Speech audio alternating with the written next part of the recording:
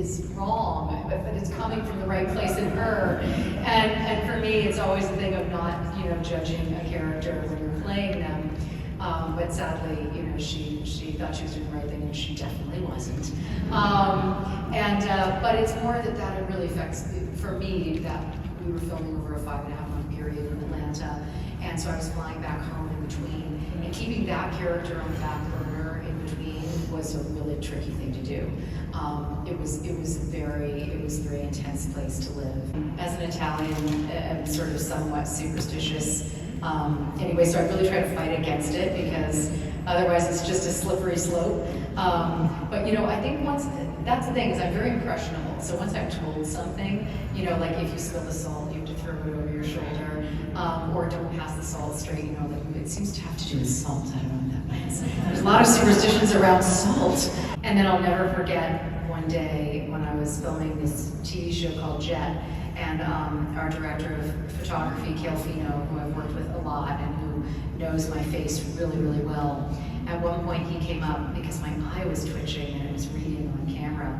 And he said, I don't know, is this a choice? Because it was actually perfect for the character in that moment. She's going through a lot of stress, and she's someone who keeps it all underneath. And I was like, I love that you think that was a choice and that I could actually make my eye twitch.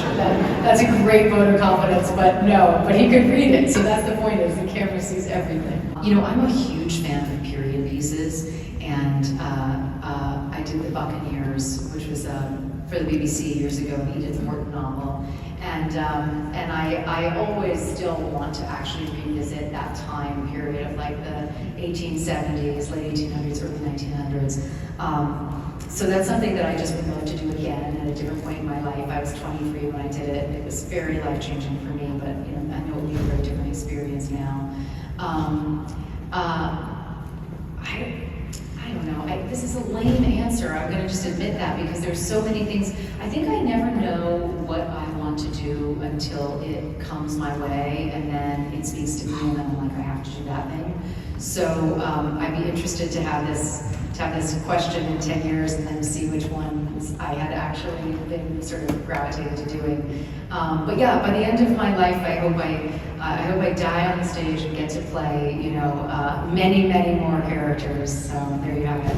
I was so taken with starting with Jesse, with his adaptation. He's such an incredible adapter of Stephen King, and I really do think he has this amazing, it's sort of what I think making a film takes so many stages, And I think Mike takes everything from Stephen King and somehow enhances it in the realm of film, because Stephen has written these novels and books that are so incredible in their own right.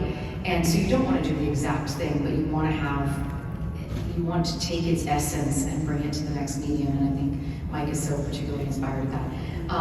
But what I will say is that it's his depth and his love of humanity. It's his wanting to, with The Haunting of Hill House, explore generational trauma in a very profound way. And also the ending of that show is this sort of like, there's a sense of hope, and that was a very rare thing for the horror genre at that time. I feel like some people have been doing it a little bit more because they've been given permission, but I feel like you used to always have to end on this like very scary moment and like it's not over kind of a thing. And I felt like it was such a beautiful thing that he did, and very risky, and to tell that story so genuinely. And then with The Fall of the House of Usher, he's dealing obviously with abusive power and with karma and with deep moral questions. And so for me, it's always about the fact that his characters are, he always wants to go deeper. Anytime I ever have any thoughts on a character and want to explore something further that he hasn't done yet on the script level, he's always I think it's because he's super capable too. He's just never afraid to entertain an idea. And that is such a wonderful thing to collaborate with, so that is what true collaboration is. San Andreas.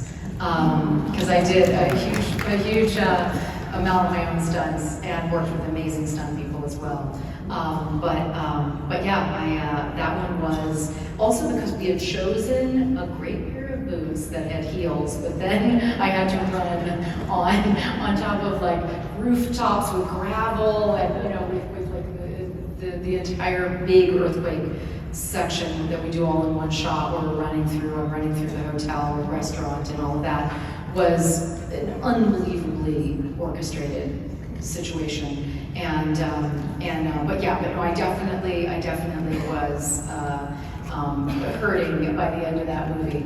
But it was so much fun. I loved doing stunts, and I had a total blast. Emotionally,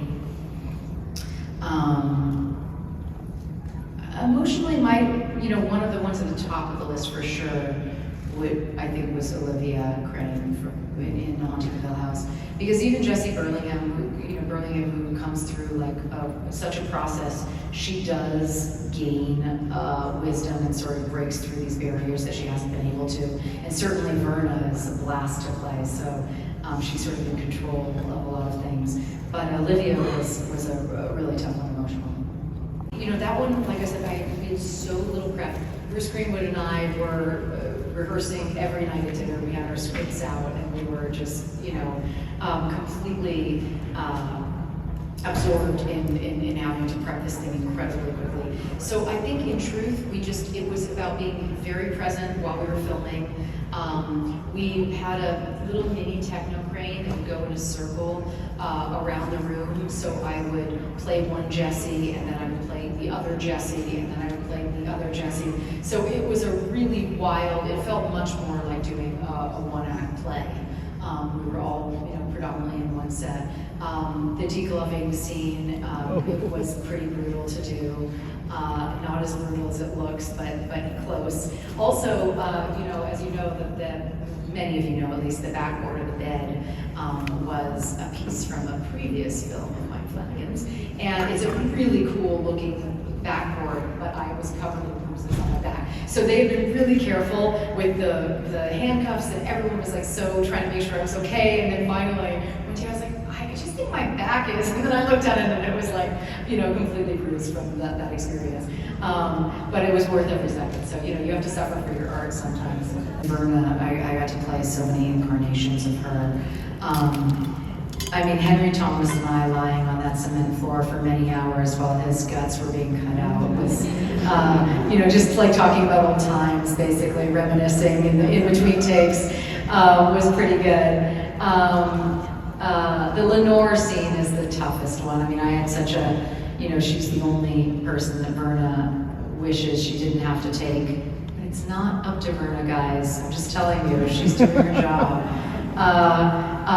But that was one that actually I felt really moving when I read the script. I really cried when I read the script, so it was like the hardest job to not cry in that scene.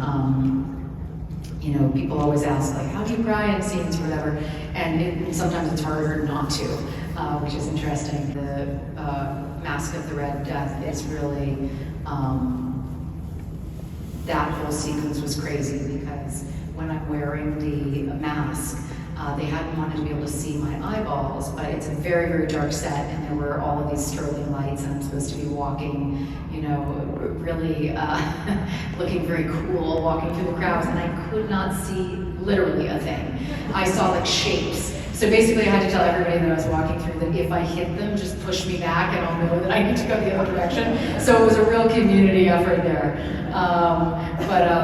And then I actually think when we return to the bar scene and you finally get to see what's been going on the entire show. I'm so appreciative that a lot of these questions are about all the different genres because I have never wanted to, I always just love disappearing into characters. But it's funny because the people who have seen, Spy Kids or Night at the Museum or, they're like, oh, you do great kids movies, family movies. And then people who are into Mike Flanagan stuff are like, oh, you're really, you do a lot of horror stuff, don't you? You just do horror. And then, there's the Sin City and Watchmen that are more graphic novel oriented. And then there's things like Entourage and Californication who have also, so basically at this point, I don't know that there is one thing. I mean, I would say that for sure Spy Kids comes up, for sure Son-in-Law comes up for years, for sure a lot of the Mike Flanagan stuff. So, but then there'll be the odd man out who was like, today, a lovely guy who was like, I wanted a picture from the Wonder Years. I was like, yes, great. Or, the Bon Jovi music video, or, yeah, it's a lot of different things for sure. But yeah, and they do change over time, but some of them stay.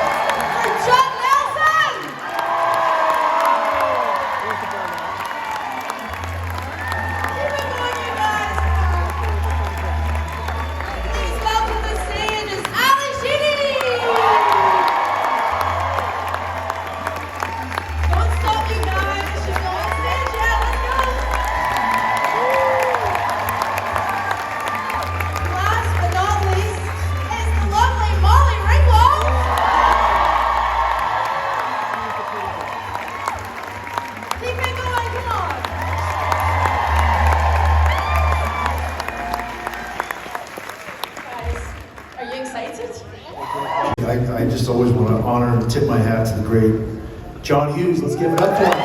It was amazing. You know, I wouldn't be here without John, and it was just an incredible way to start. He was such a great collaborator and a friend to us all. And those 3 films I did with John, I used to joke with my family, I called it the Puberty on Film trilogy. Very nice. At least I paid for my own braces. Okay, I'm done.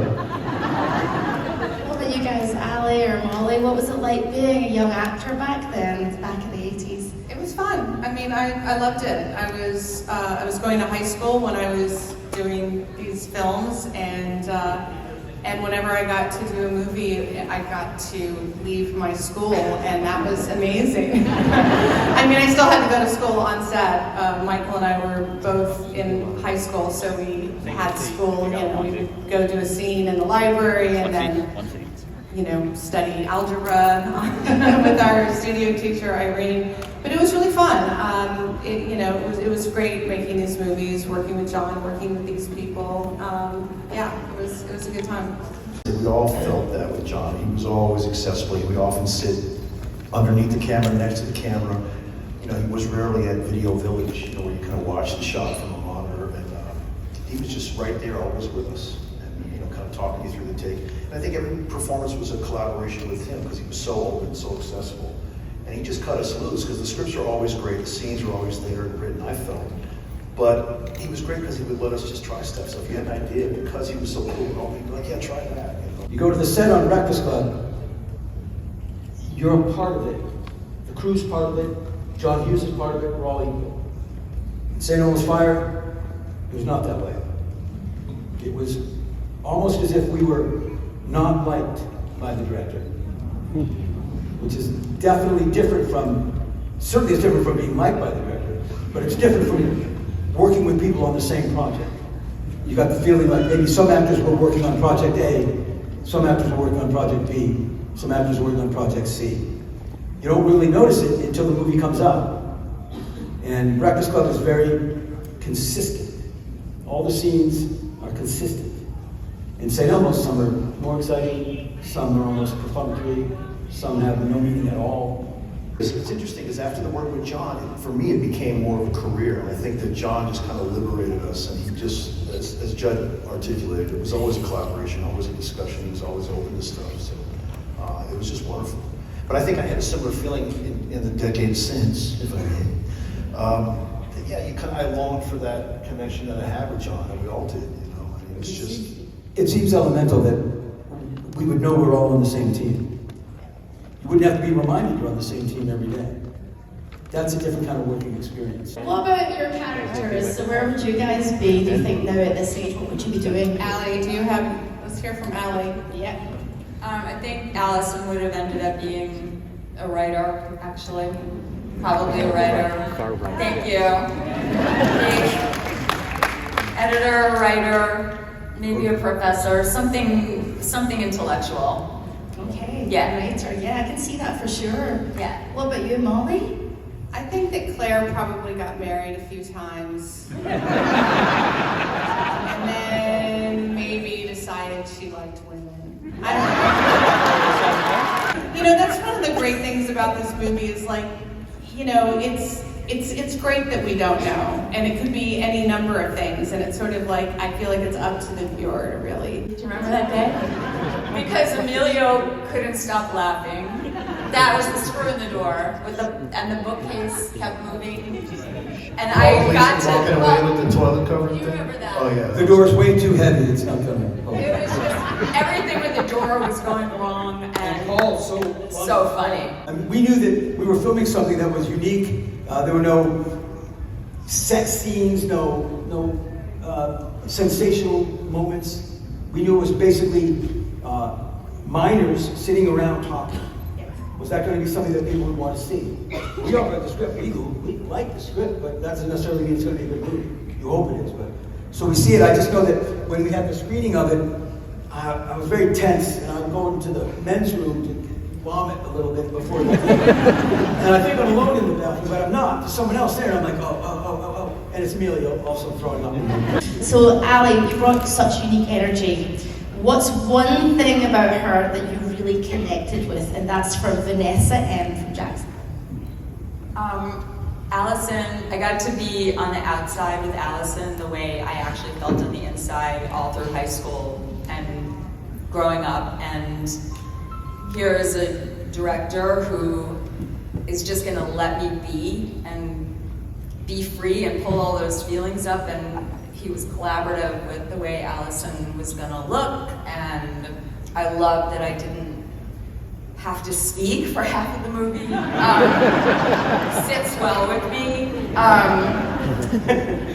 It was a film that I did, honestly, a film that I did right before Breakfast Club was a film where there was just an insane amount of attention put on what I looked like, what I weighed. It was crushing. I somehow got through it, and then I got to be in Breakfast Club and just be completely free, and it was all fine. And then we did St. Elmo's Fire, and it was right back again to, constant under a microscope about what you look like. And so, just feeling free, I felt like I could be really, really creative instead of trying to be some kind of something for somebody that thought I wasn't exactly right all the time. I remember, okay, here's a random thing. I remember reading about Rock Hudson having HIV when I was on the set of The Breakfast Club. I know that doesn't really seem like a very fun moment, but Yeah, that's a funny moment. no, yeah, it wasn't a funny moment, but it was like, it was of a time, it was like, something's different. And, that AIDS and HIV was a huge part of growing up in the 80s. And it's something that, kids don't really think about now.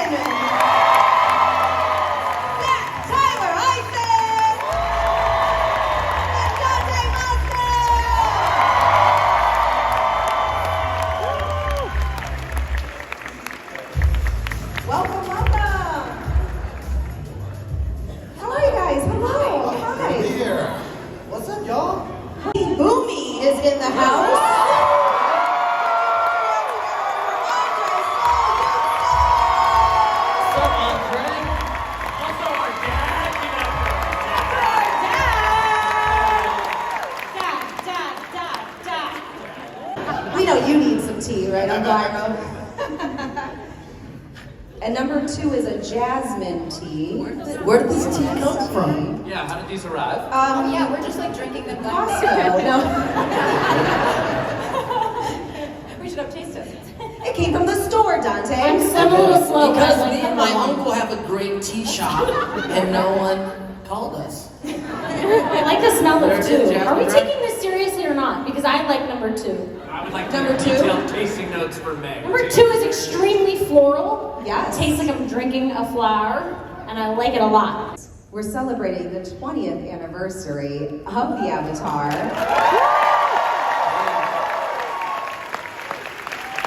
Your characters start off, some of them very young, and they change a lot throughout the series. But how did you change while you were working on the show? Well, my voice went from way up here to way down here pretty quickly. That changed. That changed, yeah. They teach you about that one in school, I hope. You guys were children. Dante and I were fully grown. The I others was- changed a great deal. Yes. No, I mean, I was already. They were kids. All of them were. I've known May since very young. When we were doing American Dragon Jake along, she was like 12. Jack was still in high school and going into college. Michaela and Zach were children. We were the true kids. There was a time, Crystal, where I was at a club. And Here we go. Tell me. And then May Whitman rolls in. with her friends at the club. Dante's favorite story. And I was like, yo, what are you doing? And I was like, yo, what are you doing? Abba's my favorite character. I mean, he literally carries the show. Very much intended. Much longer show if we didn't have Alpha. Much longer. Or much shorter. You just capture us in the first episode. All right. Literally in a row. August, September, October, all boys. It's literally 3 months we each had a child. We do everything together. I told you. I'm curious, just show of hands, who watched the show when it was kind of like coming out on Nickelodeon? Like right back in the day. Oh, gee. Dante should not raise his hand. I've never seen Dante's that. hand. Y'all are old.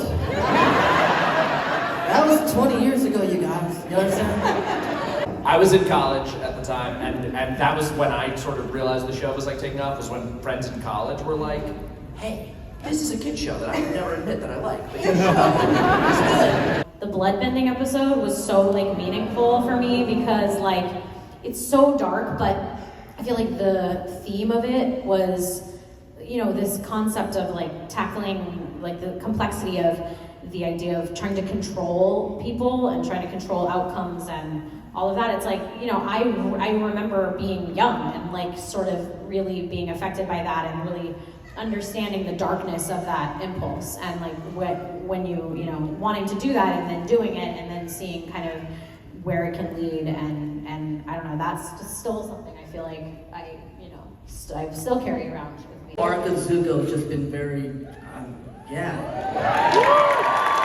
This character came into my life and kind of changed my life. And also, the people in life that you think are the villains in your life can actually become like your closest allies. So let's not judge everybody too early. And the transformational power of growing out of that ponytail. And You think they would be most obsessed with? Tumblr. Modern day. I don't know, laser eye surgery? I don't know. Like, if she could still keep the earth bending, but then like also be able to see a little, like that might help, you know, I don't know. Or maybe not, maybe she likes it. Cryptocurrency? Buy Hangcoin. I mean, water-based power, you know, she'd be like, let's power the whole, we could just power everything with water. And Just like a hydrant? Yeah, that's what they call Water it. flosser, maybe Tara would like that. Yeah, water picks, all of it. maybe it needs a lightning rod. Just attract some of that lightning. Modern day. I'll stick It's with even that. less modern than Tumblr. Modern day. Script. I mean, they let us. We play around a bit, so there may be something snuck in there. They let you play around. Let me play around. Yeah, we were gonna say that's a Jack I thing. think it was all. I said the lines that were written. Barely. I also said the lines. I like said stuff that included the lines. That I said the lines fast that were written. It took a minute to get it out sometimes. My favorite thing that Dante would do when we were recording is when you'd get worked up, he'd get a little lost, so he'd be like, and I just, we could, we'd be like, it's okay, shh, it's okay. I think the Melon Lord moment we had some freedom because, you know, obviously throwing flaming things. Watch it, Toph! I am not Toph! I am Melon Lord! So there was some maniacal freedom in that instance. And I think that was all of the Toph freedom. I think that's all of my improv. That was it. I just remember your cactus juice. the cactus juice that they let me later. Drink cactus juice. It'll quench you. Nothing's quenchier. It's the quenchiest! It's obviously a generational show that will hopefully never stop. Thank you so much. You guys give it up. Thank you guys so much. I think we're gonna take a big group photo. A big group photo. If you're in this picture, if you're behind.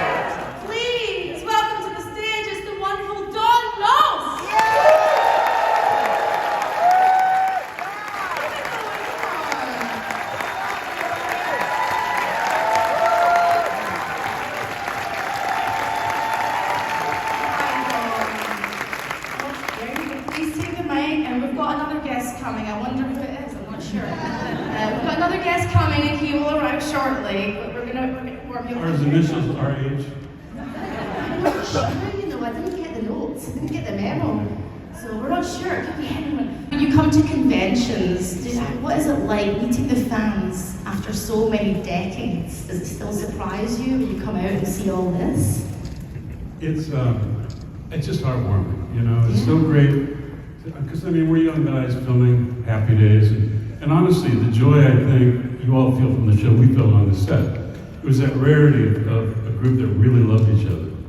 And so I think that went across. I think there was an hit factor to the show. They asked, why is it such a big hit? What is it? Well, it's good writing, true, great direction, but it's that just magic of chemistry.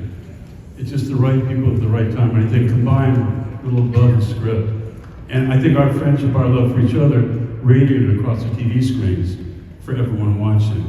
So what's wonderful is that the show, probably because it was always old. You know, when it went on, it was the 50s, right? It was one time in America, so it's always old, it's always new. And it's just so wonderful just to see it still bringing joy to so many people's lives. And we're just so appreciative that we can, you know, feel and share that love. There was a relationship that started very fast between all of us. And I think it was like what you said is the combination of people, the personalities, and the soul, whatever it is. I mean, that's why the show became so big, because we did have this bond that was a little bit surprising that it did happen that fast. That was my recollection, that it happened very quickly, and I think we all were so respectful of the talent that was there in that cast. Gary, who's the creator of Happy Days, our boss, really our mentor. He was a sports addict, and he loved softball. And he wanted to put together a softball team. And Don could have been pro.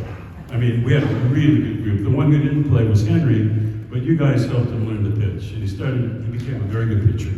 So Gary put together the softball team. And we started getting these charity pre-games in all the major stadiums in the country. Yankee Stadium, Brewer Stadium, Dodger Stadium, all. Then we went overseas, we played against USO troops. But Gary thought, it's one thing to play ball, but you always have the back of your teammate. And he felt that we'd bring all that back to the set. And when people asked us, what's your best memories of Happy Days? It's not the set, it's the ball team. It's playing against the Marines, the Army, the Navy, the Air Force over the China Sea in where was it? I wasn't there. Yeah, it was in Japan. What's the island called? I forget. Age got to me. Anyway. Okinawa, sorry.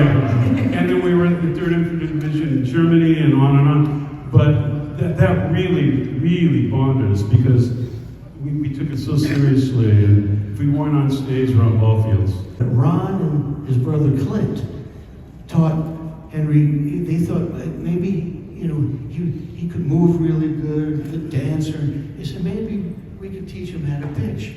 And he became a really good pitcher. Yeah, he became a good pitcher and helped, helped the team, really did help it. And we were good. We were good. We weren't on this particular trip. In Okinawa, we played against the Marines, their best team. First the Navy, then the Army, then the Air Force, then the Marines, right? And we won all 3 games, and we beat the Marines. Wow. They get so upset. We won another game. Great. And they brought in ringers from Tokyo. And we beat them worse. Thank you. Yeah, I think so. Thank you so. Our age? Yeah, thank you. Let's welcome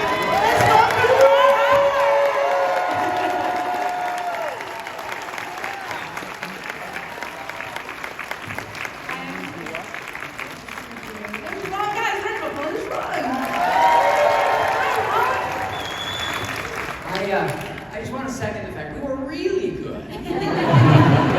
I do have to say that we played not only these games in front of major league stadiums and things like that, but we also played in a competitive show business. Oh, And yeah. that, I heard the question about were we competitive. Yeah. Really competitive, because we were a #1 TV show. So you can imagine they wanted to kick our butts. That years and years later, I realized I hadn't actually watched an episode in a long time. And I was kind of at an airport waiting to get on a flight or something, and it happened to be on. And I just watched it, and it was the greatest feeling, because I said, oh, I know why the show was a hit.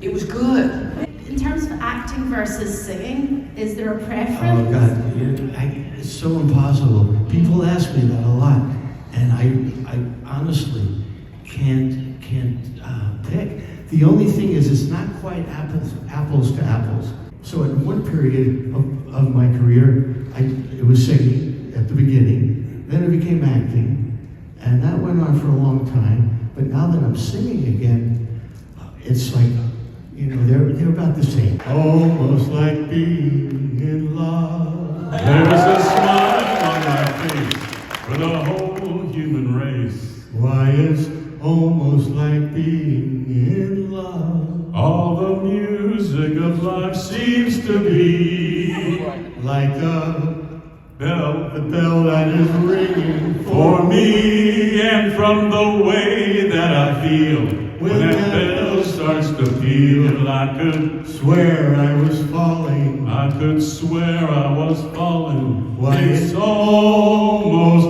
like being in love. Yeah! I got into it as a child actor. I always liked acting, always liked being around it. But very, very early on, I was attracted to the role of the director. And years later, I recognized that I don't have a performer's personality, really. I wasn't hungry to perform. I was hungry to tell the story. I recognized what my limitations were as an actor. And I did some good work that I'm really proud of as an actor, but there was a particular kind of thing, and I just was, just dying to be behind the camera. I still so love the directing and the producing and everything that we're doing at Imagine Entertainment that, I don't really have time to look. If Bryce wanted me to be in a movie or a TV show and she was directing, I think that I would make time for that. Camera equipment was in the Mona Lisa room, and at one point we were really hurrying. We were behind schedule, and so Tom Hanks didn't have time to go back to his dressing room to change for the next scene, and I had to give him some notes. And so I was giving him these notes on what the next scene was going to be, and he was changing his pants in front of the Mona Lisa. And I said, wait a minute, this is a moment we have to remember. Okay, we've been underwater with the mermaid, we've been weightless with the Apollo 13, and now you're pantsless with the Mona Lisa. I know the first thing you think of who made the most impression would be Robin Williams. But in terms of, we weren't starstruck. We were struck with his talent. But back to the Robin Williams thing. I mean, man, do I miss him as a talent? We were never close friends, but I knew him. But what a genius! And he blew our minds with what he immediately started inventing and contributing. And we were all just looking at each other like, this is a next level talent. It's this explosion of creativity, and I've never really seen anything quite like that. And it was like one of those weeks that I really cherish just in my experience in this business, and I'm sure to miss it as a talent.